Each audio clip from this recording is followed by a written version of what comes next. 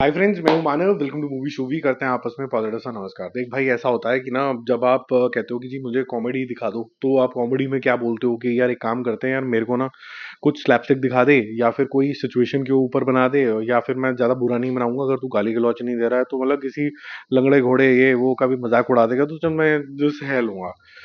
क्या हो कि अगर कोई लड़की प्रेग्नेंट हो जाए ना चाहते हुए भी, जबकि वो एक वर्जिन है, वो हो जाए, क्या इसके अंदर कॉमेडी ढूंढी जा सकती है? क्या ये इतना सेंसिटिव टॉपिक कॉमेडी के लायक है कि नहीं है? उसके लिए बहुत ही बेहतरीन आपको आर्टिस्ट चाहिए होंगे, बहुत ही बेहतरीन राइटिंग चाहिए होगी। सबसे पहले तो क्या मेकर्स ने इसका ध्यान दिया है कि नहीं दिया है, क्या ये कॉमेडी है भी कि नहीं है, या फिर ये ट्रेजिडी हो जाती है, उसको डिस्कस करते हैं। पहले आपको यहाँ पर मैं ये बता दूं कि आपको हर एक एपिसोड के अंदर ना कुछ भसड़ भसड़ भसड़ भसड़ भसड़ भसड़ भसड़ भसड़ मचा, जो गाना आया था ना, बिल्कुल उसी जोन के अंदर ये जाता है। कुछ ना कुछ भसड़ चल ही रही है इसके अंदर। जावेद जाफरी है इसके अंदर, श्वेता बासु प्रसाद है जो बचपन से चाइल्ड आर्टिस्ट रही हैं, वो भी हैं, सोनाली कुलकर्णी भी हैं टैलेंटेड, जो गुलाटी हैं, जो सलीम भी बने हुए थे, ताज सीरीज आई थी, वो भी हैं।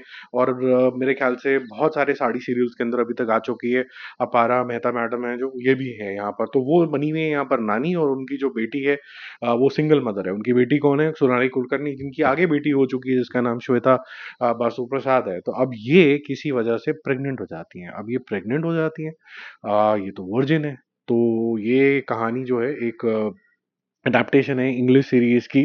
तो क्या इसके अंदर कॉमेडी ढूंढी जा सकती है कि नहीं ढूंढी जा सकती? और ये प्रेग्नेंट हो जाती है, उसके घर वाले क्या सोचेंगे? और जिनका ये बच्चा है जो गलती से आईवीएफ से हो गया है, क्योंकि ये तो अपना कुछ और टेस्ट कराने गए थे, गलती से इनका आईवीएफ हो जाता है, तो ये क्या इस बच्चे को अपनाएंगी कि नहीं अपनाएंगी? तो यहाँ पर कॉमेडी ऑफ एरर्स ढूंढने की कोशिश करी जाती है।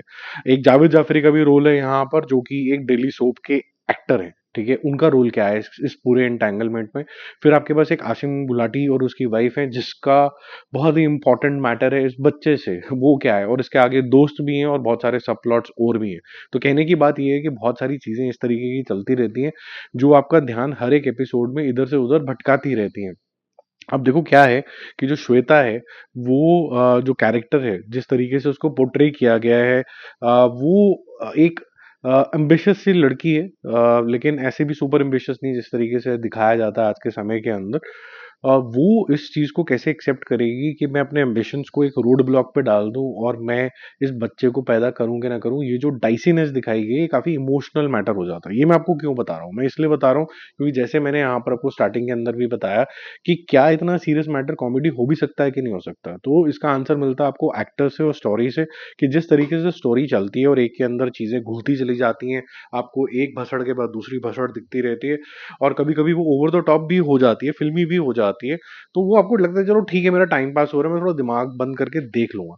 गड़बड़ वहां हो जाती है जहां पर आप बोलते हैं कि इसकी जो डायरेक्शन है वो इतनी ज्यादा इन्फ्लुएंशियल नहीं है स्क्रीन प्ले के साथ, कि एक साइड आपका जो नरेटिव स्टाइल है और जो वॉइस ओवर आ रहा है वो बहुत ही ज्यादा कॉमिक तरीके से आ रहा है, उसकी जो फॉन्ट स्टाइल है वो भी बड़े कॉमिक तरीके के हैं, और आपकी जितने भी एक्टर्स जो परफॉर्मेंस दे रहे हैं वहां पर कुछ भी कॉमिक नहीं, बल्कि वो सीरियस तरीके से चल रहा है।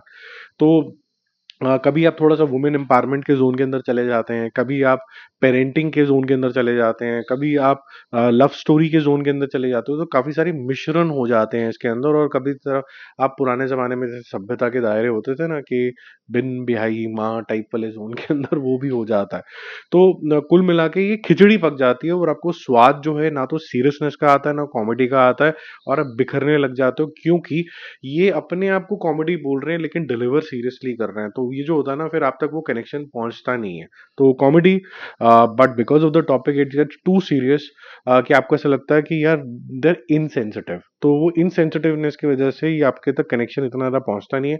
हालांकि मैं फुल मार्क्स दूंगा कि जितनी भी ये आप एपिसोड एक के बाद खत्म करोगे, तो वो एक्टर्स की वजह से करोगे, क्योंकि ये जो एक्टर्स हैं इन्होंने फिर भी अपनी जान फूकी है इसके अंदर। कहीं ना कहीं वो अपने एक्सप्रेशंस की वजह से, डायलॉग डिलीवरी की वजह से, कोई अच्छा शॉट की वजह से इसको बियरेबल बनाते हैं। प्रोडक्शन क्वालिटी भी ओके है, ऐसा नहीं है कि बहुत कुछ है, बट हैविंग सेड दैट, जो इसका थोड़ा बहुत जो चार्म है वो है इसका टू मेनी कोइंसिडेंसेस। एक होता है कि आप पूरी सीरीज जो है वो एक कोइंसिडेंस के ऊपर रेस्ट करते हो, तो उससे आपको क्या होता है कि यार वो कोइंसिडेंस के ऊपर ही आसपास सारे किरदार चलते चले जा रहे हैं। यहाँ पर बहुत सारे कोइंसिडेंसेस हैं। यहाँ पर एक लड़की प्रेग्नेंट हो जाती है, यहाँ पर जिससे होती है उससे इसका क्या संबंध है, उसके आगे उसके बीवी के साथ क्या रिलेशनशिप है, उसके बीवी के आगे क्या रिलेशनशिप है, दोस्ती में क्या डायनेमिक्स आते चले जा रहे हैं, ये टीवी आर्टिस्ट जो अचानक से स्क्रीन पे दिखता रहता है उसका क्या है। तो काफी सारे मैटर्स चलते चले जाते हैं, किसको किससे शादी करनी थी, इवेंचुअली किसका बच्चा पैदा हो रहा है। तो काफी ज्यादा ये स्टोरी वाइज जब लिखा गया होगा तो काफी अच्छा लिखा गया होगा। But I think one of the few web series today wherein the screenplay actually disappointed, direction to a very large extent disappointed, and I would say कि क्योंकि प्रोडक्शन क्वालिटी सिर्फ ओकेश है, तो आपको ऐसा लगता है कि ये सिर्फ एक नॉच थोड़ा सा ऊपर है आपके डेली सोप से।